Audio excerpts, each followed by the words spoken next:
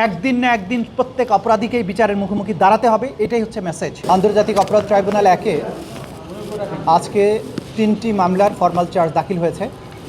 এই 3টি মামলার মধ্যে প্রথম দুটি হচ্ছে বিগত সরকারের আমলে 15 বছর ধরে চলা যে সমস্ত গুম এবং গোপন বন্দিশালায় আটক, নির্যাতন, হত্যাকাণ্ড সহ নানান ধরনের যে অপরাধ হয়েছে সেগুলোর ব্যাপারে এই প্রথম দুটো মামলার চার্জশিট দাখিল হওয়ার পর প্রেক্ষিতে চিফ প্রসিকিউটরের অফিসের পক্ষ থেকে আমরা ফর্মাল চার্জ দাখিল করেছি আদালতে। সেই ফর্মাল চার্জগুলো আমরা প্লেস করেছি।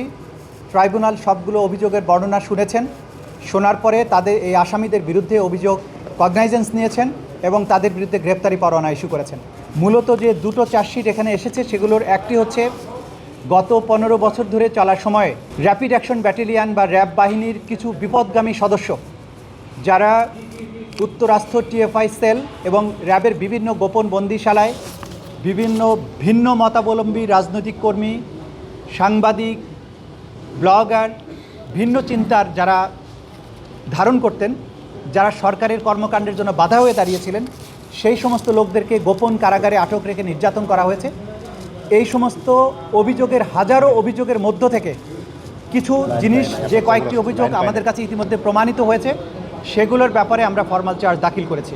এই ফর্মাল চার্জের র্যাপিড অ্যাকশন ব্যাটালিয়নের ফর্মাল চার্জের বাইরে আমাদের প্রতিরক্ষা গোয়েন্দা মহাপরিদপ্তর অর্থাৎ ডিজিএফআইয়ের কিছু সংখ্যক বিপদগামী সদস্য যারা জেআইসি নামক যে সেন্টারটি আছে সেই সেন্টারটিকে অপব্যবহার করে সেখানে রাজনৈতিক বা অরাজনৈতিক বন্দীদেরকে গোপন কারাগারে আটক রেখেছিল, তার ব্যাপারে একটা আলাদা তদন্ত রিপোর্ট এবং ফর্মাল চার্জ আমরা দাখিল করেছি।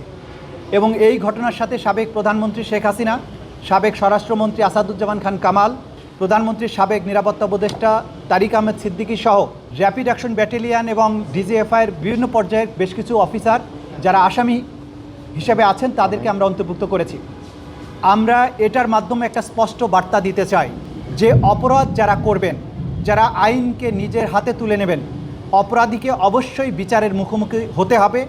এটা ন্যায় বিচারের দাবি, এটা সভ্যতার মূল কথা।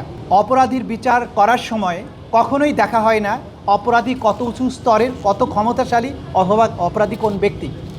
আমরা যেমন এখানে আসামি করেছি সাবেক প্রধানমন্ত্রীকে, সাবেক আইজিপিকে, স্বরাষ্ট্রমন্ত্রীকে, ক্যাবিনেটের সদস্যদেরকে, তেমনি বিভিন্ন বাহিনীতে যারা দায়িত্ব পালন করতে গিয়ে জনগণের আস্থা, জনগণের বেতন নিয়ে ইউনিফর্ম পরে রাষ্ট্র, সংবিধান এবং আইনের বিরুদ্ধে অবস্থান গ্রহণ করেছিলেন, অপরাধ করেছিলেন, তাদের এই অপরাধের দায় কেবলমাত্র এই ব্যক্তিদেরই। তাদের অপরাধের দায় রাষ্ট্র, সমাজ, প্রতিষ্ঠান, তাদের অর্গানাইজেশন বহন করবে না। আজকে যারা আসামি শ্রেণীভুক্ত হয়েছেন, আমরা স্পষ্ট মেসেজ দিতে চাই, তারা যে বাহিনীর সদস্যই হন না কেন, সেই বাহিনীগুলো কোনো অবস্থাতেই আসামি নয়। আসামি হচ্ছেন এই ব্যক্তিরা। এই ব্যক্তিরা আইনের অনুসরণ না করে নিজেরা আইনকে হাতে তুলে নিয়েছিলেন এবং বাংলাদেশটাকে একটা বদ্ধভূমিতে পরিণত করেছিলেন, বাংলাদেশটাকে একটা আতঙ্কের জনপদে পরিণত করেছিলেন। টিএফআই সেলের বর্বরতার বর্ণনা আমরা এখানে তুলে এনেছি। কিভাবে মানুষকে আটক রেখে টর্চার করা হতো, ইলেকট্রিক চেয়ারে ঘুরানো হতো, ইলেকট্রোকিউট করা হতো, জননাঙ্গে বৈদ্যুতিক শক দেওয়া হতো, হাত পা কেটে ফেলা হতো, নাড়ি ভুঁড়ি বের করে ফেলা হতো, পৈশাচিক নির্যাতন করা হতো। এই যে তাদের তৎপরতাগুলো ছিল, একদিন না একদিন প্রত্যেক অপরাধীকেই বিচারের মুখোমুখি দাঁড়াতে হবে, এটাই হচ্ছে মেসেজ। ওদের স্বপ্ন পূরণে পাশে থাকতে পেরে আমরা গর্বিত। 5ই আগস্টে 2024 সালে বাংলাদেশে যে অভূতপূর্ব বিপ্লব সাধিত হয়েছে, পেছনের স্বৈরশাসন, ভয়ের সংস্কৃতি, মানবতা বিরোধী অপরাধের যে আতঙ্কের জনপদ ছিল বাংলাদেশ সেখান থেকে পুনর্জন্ম লাভ করেছে অসংখ্য তরুণের রক্তের বিনিময়ে। এই নতুন অর্জিত যে স্বাধীনতা, সেটা তখনই সফল হবে যখন পেছনের যারা অপরাধ করেছেন তাদেরকে বিচারের মুখোমুখি করা হবে, আইনসম্মত উপায়ে এই সমস্ত বিষয়টাকে নিষ্পত্তি করা হবে। সেই উদ্দেশ্যেই আজকে তাদের বিচারের মুখোমুখি করা হয়েছে। স্পষ্ট মেসেজ হচ্ছে, কেউই আইনের ঊর্ধ্বে নয় এবং কোনো বিচারহীনতার সংস্কৃতি বাংলাদেশে আর চলতে দেয়া হবে না। এই বাংলাদেশকে এই জেনারেশন নতুনভাবে দেখতে চায়। আমরা কখনোই এখানে আবার গুমের সংস্কৃতি ফেরত আসুক, ক্রসফায়ারের সংস্কৃতি ফেরত আসুক, মানুষের হাত পা নাড়ি ভুড়ি কেটে বুড়িগঙ্গায় ভাসিয়ে দেওয়ার সংস্কৃতি কখনো আর ফেরত আসুক, এইটা বাংলাদেশের কেউ আর চায় না। সে কারণেই আজকের এই ন্যায় বিচার নিশ্চিত করার জন্য আমাদের এই প্রচেষ্টা। এই যে প্রসিডিংস শুরু হলো, আইনসম্মত উপায়ে দ্রুততম সময়ের মধ্যে এটা নিষ্পত্তি করার চেষ্টা করা হবে। 19 জুলাই এবং 18 জুলাই রামপুর এলাকায় বিশেষভাবে মারণাস্ত্র দিয়ে যে গণহত্যা চালানো হয়েছিল, বিজিবির কয়েকজন অফিসারের সাথে সম্পৃক্ত ছিলেন, বিশেষ করে 2 জন অফিসার। তাদের বিরুদ্ধে ফরমাল চার্জ দাখিল হয়েছে এবং তাদের বিরুদ্ধে অপরাধ আমলে গ্রহণ করা হয়েছে এবং তাদের বিরুদ্ধে গ্রেপ্তারি পরোয়ানা জারি করা হয়েছে। আজকে ফরমাল চার্জ দাখিল হওয়া মাত্রই আপনারা জানেন সংশোধিত আইন অনুযায়ী কোনো ব্যক্তি প্রজাতন্ত্রের কোনো চাকুরিতে থাকতে পারবেন না। সুতরাং ফরমাল চার্জ দাখিল হওয়া মাত্রই এই মুহূর্ত থেকে যারা সার্ভিসে আছেন তারা আর সার্ভিসে আছেন বলে গণ্য হবেন না।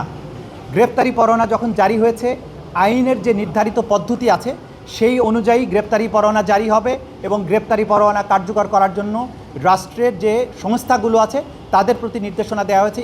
পুলিশ বাহিনী সহ বিশেষ করে যারা বিভিন্ন বাহিনীতে চাকুরিরত আছেন সেই সমস্ত বাহিনীর অফিসিয়ালসদেরকেও আমরা এই আদেশের কপি সরবরাহ করার জন্য আদালতে প্রেয়ার করেছি, আদালত সেটা মঞ্জুর করেছেন। সুতরাং আমরা আশা করছি দ্রুততম সময়ের মধ্যে আদালতের নির্দেশ সকল জায়গায় পৌঁছে যাবে এবং এই আসামিরা যে যেখানেই আছেন সেখান থেকেই তাদের গ্রেপ্তার করা হবে।